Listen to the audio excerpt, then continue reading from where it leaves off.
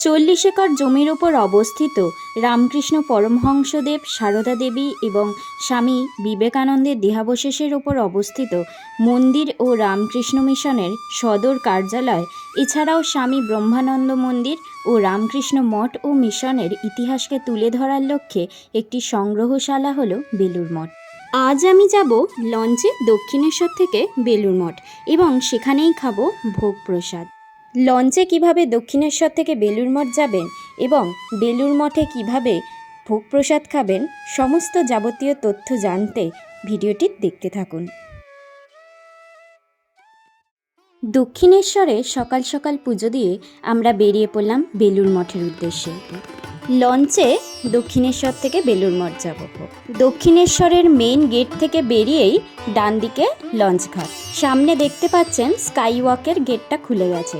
আমরা যখন সকালে পুজো দিতে এসেছিলাম তখন গেটটা বন্ধ ছিল। এই ডান দিকের রাস্তা দিয়ে কিছুটা হাঁটতে হবে।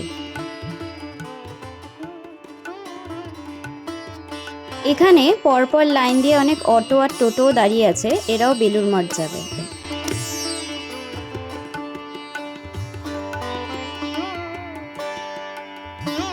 এই রাস্তার ধার থেকেও আপনারা বিভিন্ন ডালা এবং পুজোর যাবতীয় সামগ্রী এখান থেকে পেয়ে যাবেন। এখান থেকেই পেয়ে যাবেন লঞ্চে যাওয়ার টিকিট। মাত্র 11 টাকার বিনিময়ে আপনি চলে যাবেন দক্ষিণেশ্বর থেকে বেলুর মঠ লঞ্চে। মেট্রোতে ট্রাভেল করার জন্য যেমন টিকিটটা স্ক্যান করাতে হয়, দেন দরজাটা খুলে যায়, এখানেও সেরকম সিস্টেম। তো আমরা টিকিট স্ক্যান করিয়ে লঞ্চ ঘাটের দিকে যাচ্ছি। খুব সুন্দর এই জায়গাটাও।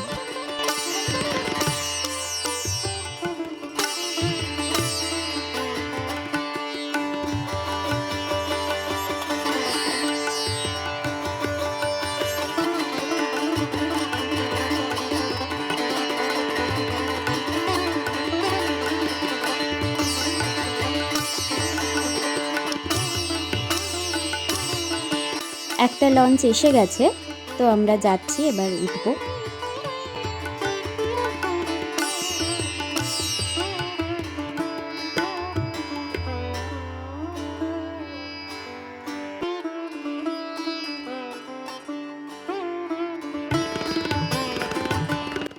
লঞ্চে উঠে গেছি, কিন্তু আমি তো বসাটা প্রেফার করি না, একটু ধারে দাঁড়িয়ে দাঁড়িয়ে গঙ্গা দেখব, এটাই ভালো লাগে।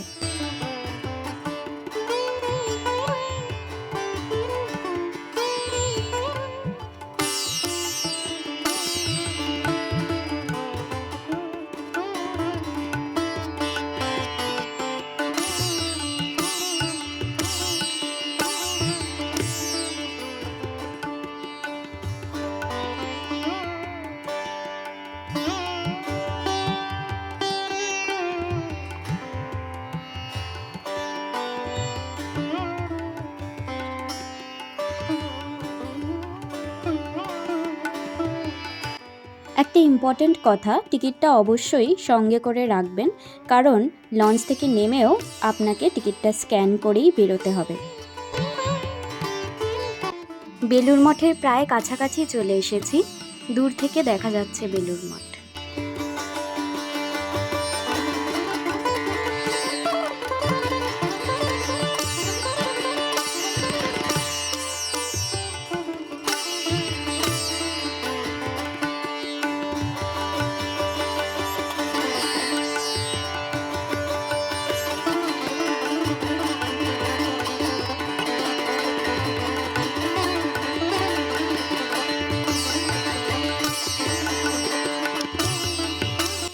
এই যে বেরোবার সময় এখানে আর একবার টিকিটটা দেখাতে হয়েছিল।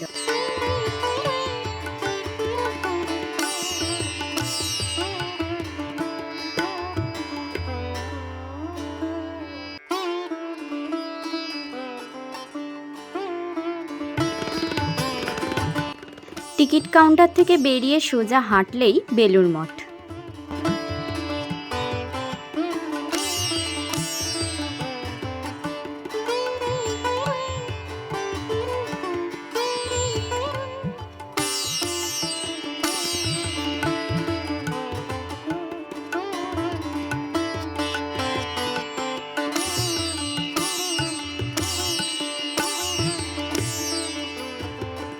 বেলুর মঠ প্রবেশের জাস্ট একটু আগেই একটা মসজিদও আছে। এই সেই মসজিদ। ওই দূরে দেখা যায় বেলুর মঠের গেট।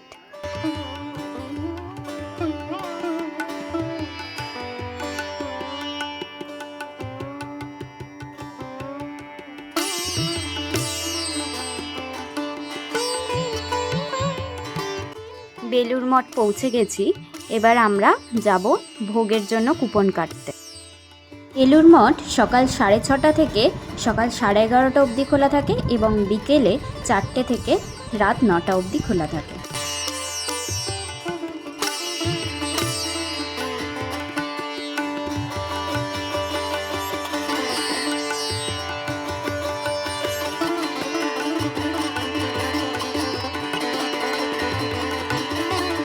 বেলুর মঠের মূল মন্দিরটির ডান দিক দিয়েই যেতে হবে ভোগের জন্য কুপন কাটতে।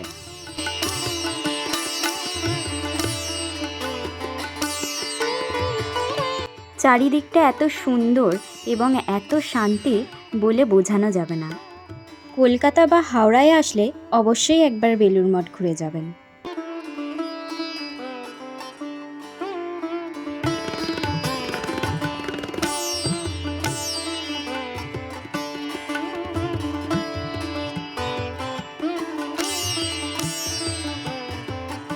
পৌঁছে গেছি বেলুর মঠের অফিসে। ওই অফিসটাতেই দিচ্ছে ভোগের জন্য কুপন। এখানে যে কোনো অনুদানের বিনিময়ে ভোগের কুপন দেওয়া হয়। আপনি আপনার সামর্থ্য মতো যতটুকু পারবেন, 5 টাকা 10 টাকা যতটুকুই হোক, তাই দিয়েই আপনি 3টে 4টে যত ইচ্ছা কুপন নিতে পারেন। আমরা 50 টাকা দিয়ে 3টে টিকিট নিয়েছিলাম। এই আম গাছটি 1898 সালে যখন বেলুর মঠের জন্য এই জমি কেনা হয়েছিল তার আগে থেকেই ছিল। স্বামী বিবেকানন্দ এই আম গাছটির তলায় বসে সকল দর্শনার্থীদের সাথে দেখা করতেন।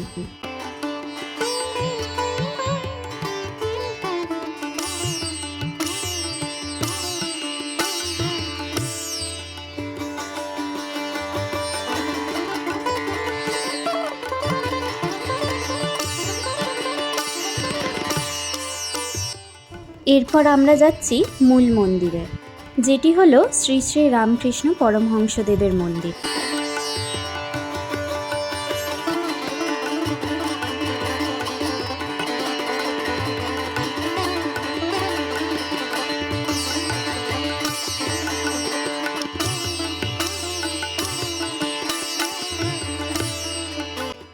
এই জায়গায় এসে আপনি এতটাই শান্তি পাবেন যে আপনার এখান থেকে বাড়ি ফিরে যেতে ইচ্ছা করবে না।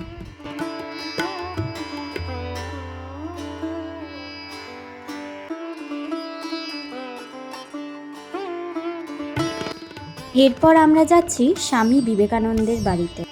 1898 সালে যখন এই জমিটি কেনা হয়েছিল তখন এই বাড়িটি একতলা ছিল, তারপর এটিকে দোতলা করা হয়।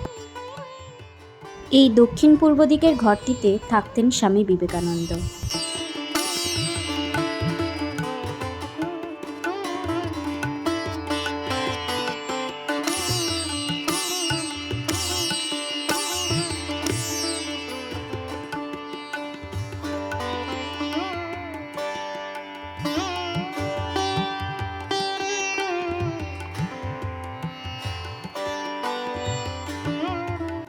এই নদীর পাড়টা এত ঠান্ডা, এত ভালো হাওয়া দেয়, সবাই এখানে এসে বসে থাকে।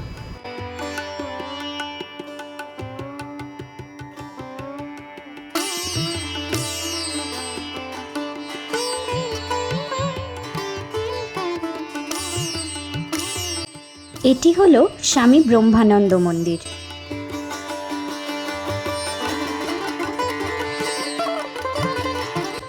এখানে একটা গঙ্গার ঘাটও আছে মা সারদা দেবীর মন্দিরের সামনে।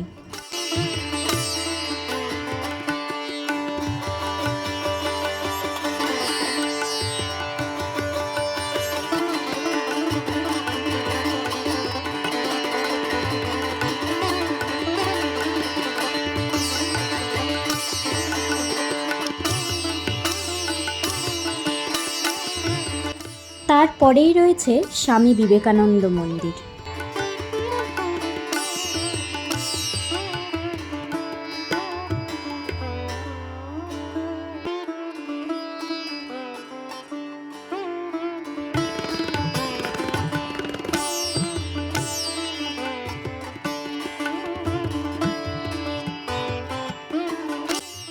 এই হলো সেই স্বামী বিবেকানন্দ মন্দির। স্বামী বিবেকানন্দের সমাধির ওপর এই মন্দিরটি তৈরি হয়েছে।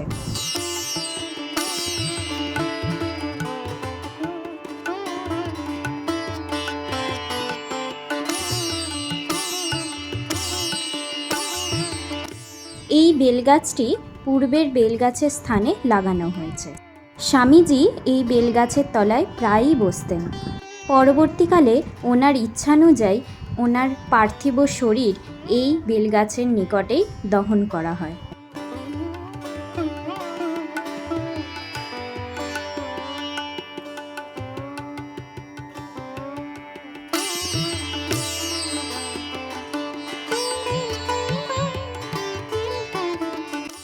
এই স্থানে শ্রী শ্রী রামকৃষ্ণ পরমহংসদেবের পরম 7 জন সন্ন্যাসী শিষ্যগণের দেহ আহুতি দেওয়া হয়।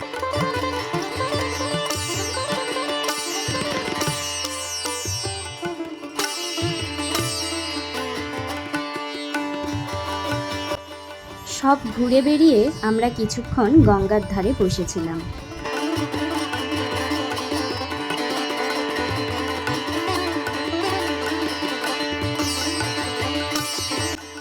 একটা গাছে খুব সুন্দর ছাতিম ফুল হয়েছিল। মোটামুটি 11:30 থেকে ভোগ খাওয়ানো শুরু হয়। 11:30 বেজে গেছিল, তাই আমরা এখন যাচ্ছি। স্বামীজির বাড়ির পাশ দিয়ে বাঁদিকে যে রাস্তাটা চলে যাচ্ছে সেখান দিয়েই যেতে হবে ভোগের জন্য।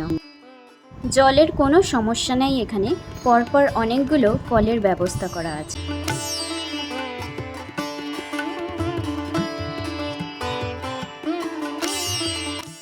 এই জায়গাটাও খুব সুন্দরভাবে সাজানো।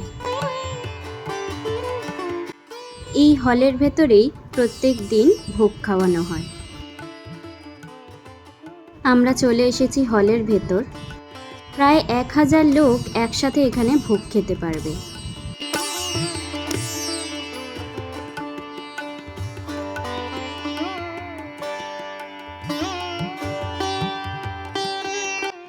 বসার জায়গাটা খুব সুন্দর। থালা গ্লাস সবকিছু পরিষ্কার পরিচ্ছন্ন ছিল।